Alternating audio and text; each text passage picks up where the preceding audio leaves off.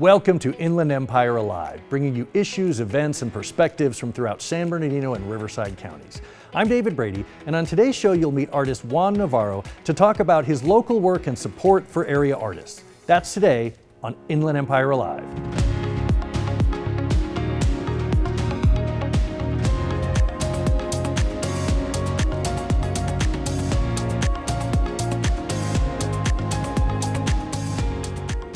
Well, here with me now to talk about some wonderful art all throughout the community is artist Juan Navarro. Juan, welcome to the program. Thank you. Tell me a little bit about your background. Where did you grow up? I grew up in Riverside, California, Third and Mulberry, to be specific. So it's a street right in the border of downtown Riverside and the East Side neighborhood. So I had communities on both sides and on a single street for a long time, yeah. What made you want to be an artist? Is there some moment you can think back to? How early did it start? Did you always draw? Yeah, I think being creative and being really, well, what I always looked up to my older brother. He was 3 years older than me.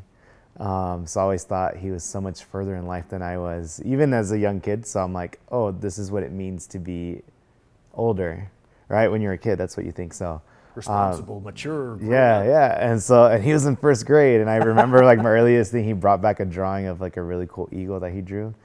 And I'm like, man, that's awesome. Like, you drew that? He's like, yeah. So then that was kind of like something that I looked up to him. And then that carried over straight into like high school, and just, so I wasn't originally the artist of the family. I felt like my older brother was a big inspiration to me, but being called an artist or intentionally choosing to be an artist was never in my plan. What does it mean to you to be someone whose job is to be creative? What does that mean to you? Now it's like a dream come true, and it's a very rare dream, an impossible dream.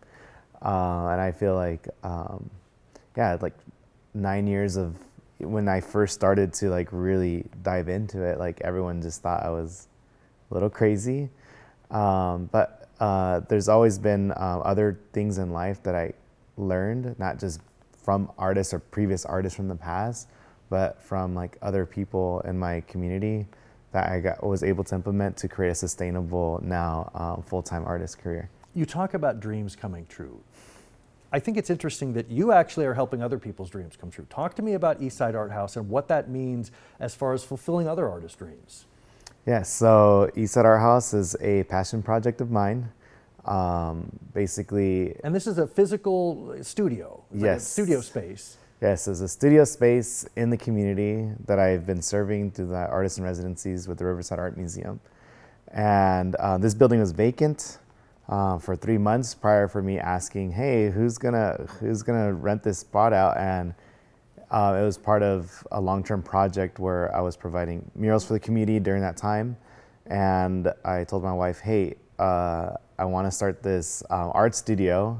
I'm gonna need one, but I also promised myself if I ever had my own space, I would be able to share it with emerging artists as well. And that came just from having to learn how to become an artist on my own and reaching out to other artists for support, and none of them really got back to me.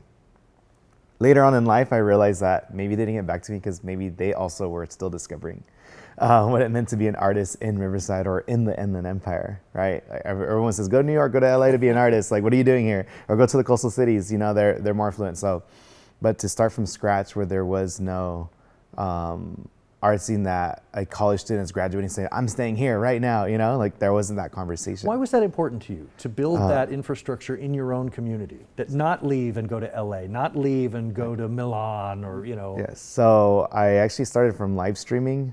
That's where like the word Love Monsters is coming from. I was doing like graffiti characters. These were illustrations that I'm like, you know what, I'm gonna create these illustrations and be world renowned, and people are gonna just like know that that's my symbol, and they're gonna hire me to make this art piece. So it was a very like primary view of what art is in public spaces. But that was my original intent, and it was very like just an assumption. So I was able to travel, you know, San Francisco, Oxnard, just different spaces, and did get commissions. and without having a car yet. You know, so I was like taking trains, I was like Ubering and just finding my way through just to like learning the process. And for me, I realized like, hey, I love my family too. Like I miss my brothers, and I don't see me living long term traveling the world or even traveling across the states. Instead, why not build whatever I'm gifting, like these gifts or these art pieces that I'm gifting to other spaces?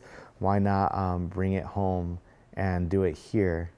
And yeah, so then there's a whole story of how that developed from starting a garage mural now to doing a series Do of people 6. understand what it takes to be an artist in the sense that you can't do this work in your apartment? You can't do this work in your garage. You do need dedicated studio space. And I think people sometimes believe, oh, you could make your side hustle something that you do in your tiny little cramped studio apartment. And that's not realistic. That having this communal space, I think, is really critical to helping people realize their dreams. Housing is at a premium right now. People don't have the space to create. Yeah, that's true. And that just comes back from like how I grew up. Like if you were to ask me, well, 6 people, 1 room, that's how I lived for 6 years. You know, that's where we all slept. I slept on the floor. We took turns on who sleeps on the couch. So that like growing up in poverty in that level really said like sharing was normal to me. So yes, I like when I started early on, I started from my garage at my parents' house, but really creating a studio space where people can have conversations that are also in the field. Now that's what makes the Eastside Art House much more than just a space. It makes it a community where people are constantly innovating their craft, their practice, and also their business practices as well. Business, see, that's an important word too, and I think people forget that as well, that the work of being an artist is also business. You have to work the phones, you have to talk to the galleries. So a studio space is not just somewhere where you can splatter paint on the walls, it's also somewhere where you need to work the phones and do that kind of logistical work to get your work seen and get paid for. And I think a lot of people don't realize that piece of it really demands space and access to computers, access to phones and printers. Talk to me about some of the work that you've done as the artist in residence for the Riverside Art Museum. That's an interesting title. Yeah, so the artist in residence really with the Riverside Art Museum is focused on community engagement. That's the department and their structure that runs that specific program. And really the goal was initially realizing that in some communities, it's not normal for those communities to go to the museum. Instead, sometimes the museums need to bring the art experience at their doorstep. So yeah, and so basically I was a representation of the museum and community, and that was really our goal. Talk to me about the White House visit. You actually visited the White House as part of this role. Yes, so recently, a few months ago, basically it was for a Medal of Museum and Library Services. So we're one of 8 nationally recognized, half of them were museums and half of them were libraries at a national level. So I was able to receive that medal with Drew, the director of the museum, and accept it for Riverside. How does it feel knowing that you have public art on display in the community where you live? That you can actually see people react in real time to your work? That must be enormously satisfying. Yes, so the artist in residency gave me an opportunity to have a house to live in the neighborhood that I would serve. So that's very unique about that project. So I felt this responsibility. If I'm going to receive this privilege of affordable housing, I am going to make the best impact on this neighborhood that I possibly can. I'm going to serve this neighborhood through the arts. Now we have a series of 7 murals in that region. And how does it feel? I think it feels great, or I feel very honored to being the artist that spearheaded that project. But obviously it also took 200 volunteers with me to paint these murals and engage with them, have conversations of what they would like to see in the art. So it's creating representation for a community that may otherwise feel unheard or maybe even forgotten by the city. But now these projects have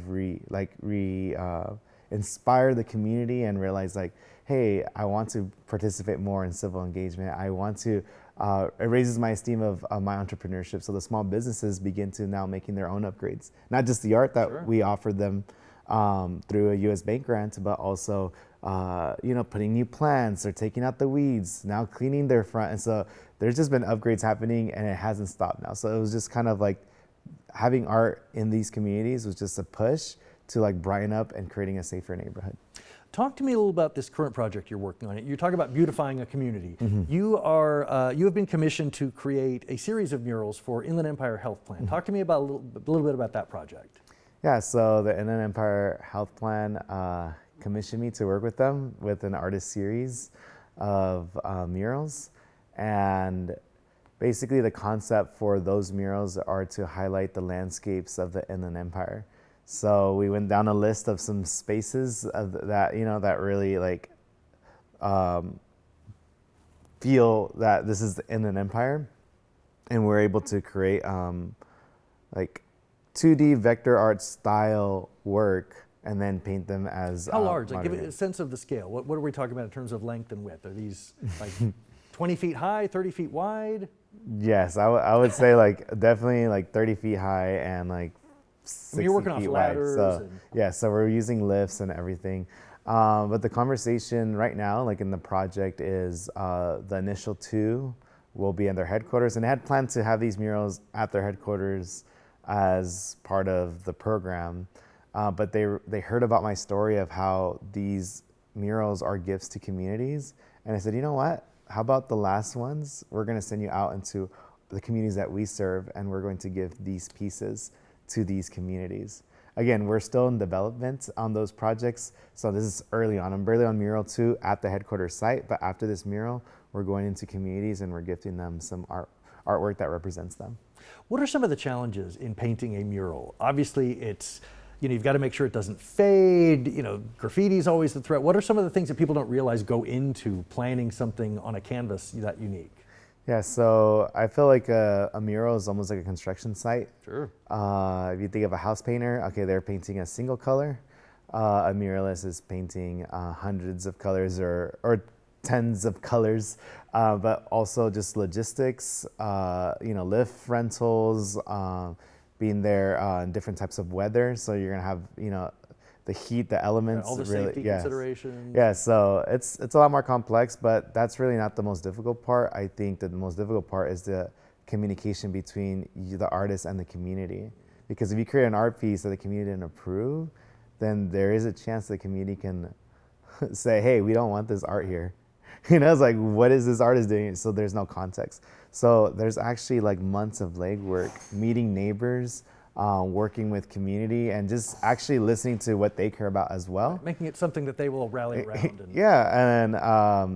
And then painting. So that's what people don't see, is there's a lot of legwork and research that goes on before even creating the art piece. Yeah. Juan Navarro, it's been a pleasure having you on the show. I want to make sure I give the web address where people can learn more. It is eastsidearthouse.studio.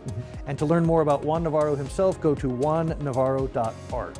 Wonderful things happening. Juan, thank you so much for being on the program. Thank you for having me.